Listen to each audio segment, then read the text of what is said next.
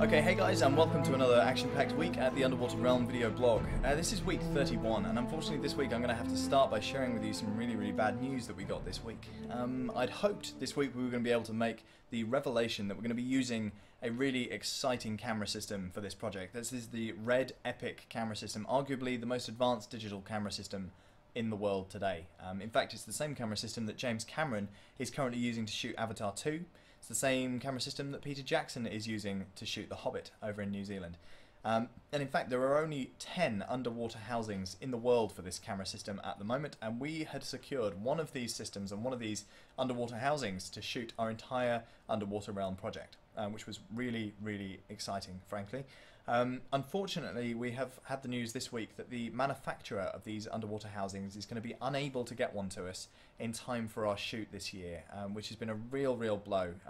Obviously, we can't delay our shoots for a variety of reasons, such as the seasons, and of course our deadline in September next year for Rain Dart's 20th anniversary. So really disappointing, but unfortunately, you know, these things happen. So we're going to push ahead with the project anyway, as you know, obviously we would. You can see here behind us, we've actually got the full LED underwater lighting system set up. We've got 16 LED buttons here. The cameras had to be cranked right down to deal with the exposure that these things are kicking out. Fuck. That's pretty damn bright. That's quite bright. Oh, fuck yes. Although we have discovered in our research this week that this system is fully dimmable down to 10% of its original brightness without any flickering and without any shift in the colour temperature. So as soon as these tubes arrived, we had quite a long, extensive list of research that we were going to be doing with them based on different voltages and seeing how that colour temperature would adjust.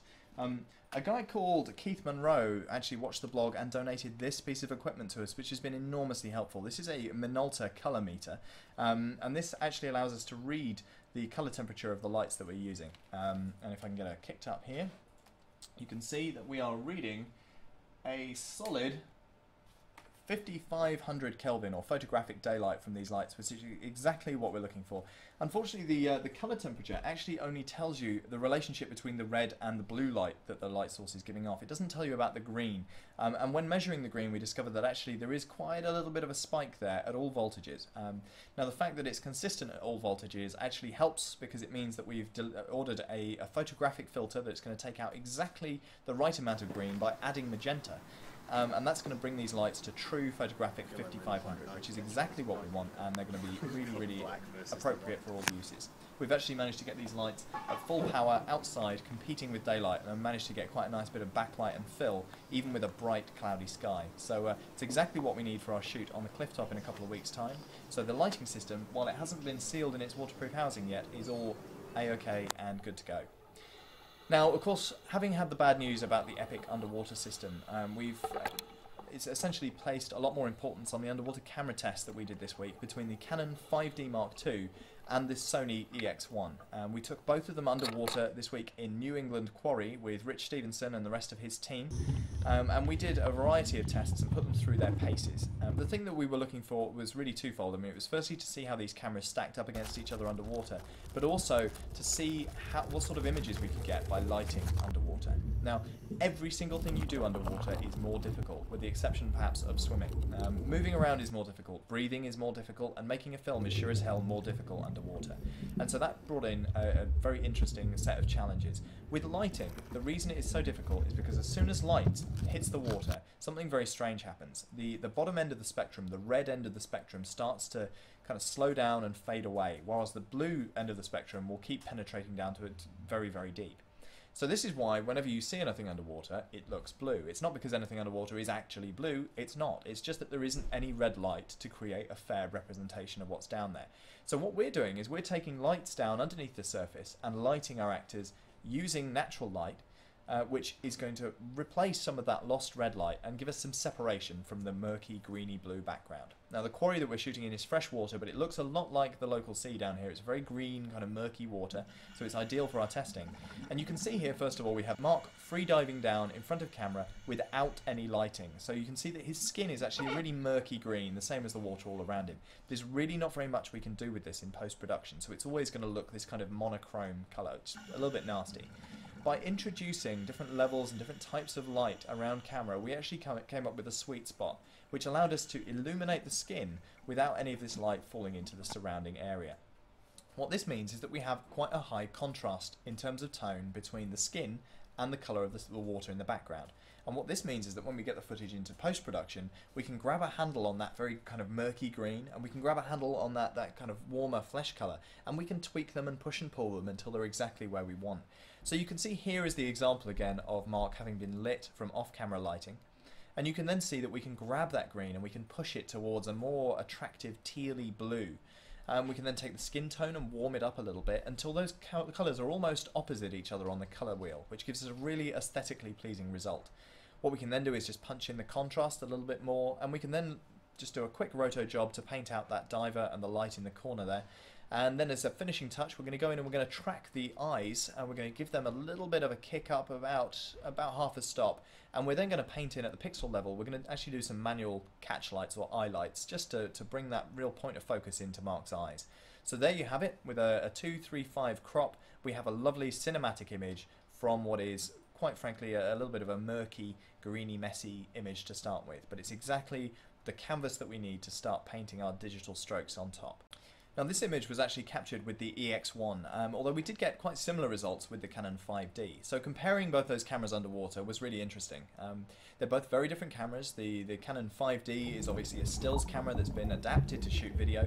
Nice big sensor, very cinematic, shallow depth of field, whereas the Sony EX1 is a true news gathering, high definition camera, and it's designed specifically for capturing video, and so ergonomically is very, very different.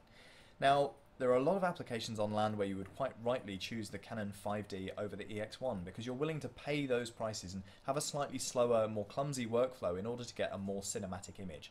The depth of field adds depth to your image, quite obviously. It separates the foreground from the background. But when you're underwater, that sort of thing really isn't that important. I mean, you're in an environment where depth is in abundance. You've got a very volumetric background whereby things fall off very quickly as they get further away from the camera. And you can also move against your talent in a very kind of fluid, three-dimensional way. You've got a lot of depth in your image already, and shallow depth of field isn't necessarily going to help that any. But what will make a big difference is having an ergonomic camera. A camera that's designed for pointability and for quick functionality is always going to win in a situation where you're underwater and moving around and doing anything is much more difficult. On top of all of this, and this might be an unpopular or even controversial issue to bring up on the blog, but I personally find the EX1 to be a sharper camera.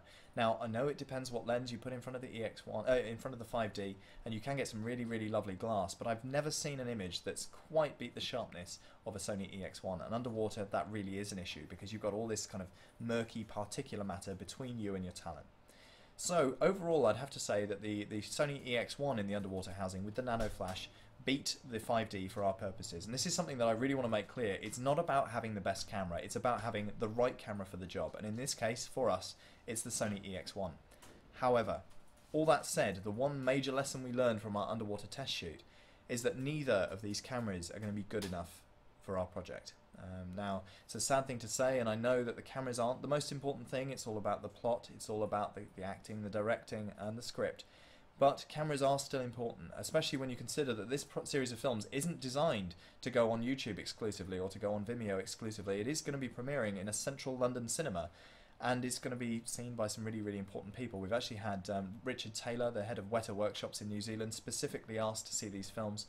And so we want to make sure that the quality and the sharpness and just the size of that image is really, truly epic and cinematic. And unfortunately, I don't think either the EX1 or the 5D is going to get us quite there. So we're on the lookout for a camera system. We're aiming for a red with an underwater housing, but as yet we have no leads. So we're going to keep on looking and see where we can get to. But for now, I'm going to leave you in the anticipation of the next couple of weeks, where we're going to be gearing up towards our first shoot for the underwater realm, along with, following that, our first underwater shoot, followed by a really exciting week in Egypt where we're going to be scuba diving on a coral reef with some really interesting sea life. So it's going to be a great month. Stay tuned for all sorts of crazy updates, and hopefully we might find ourselves a camera system that is going to be punching up there with all the rest of the talent that's being put into the project. So we'll catch you next week on the Underwater Realm video blog.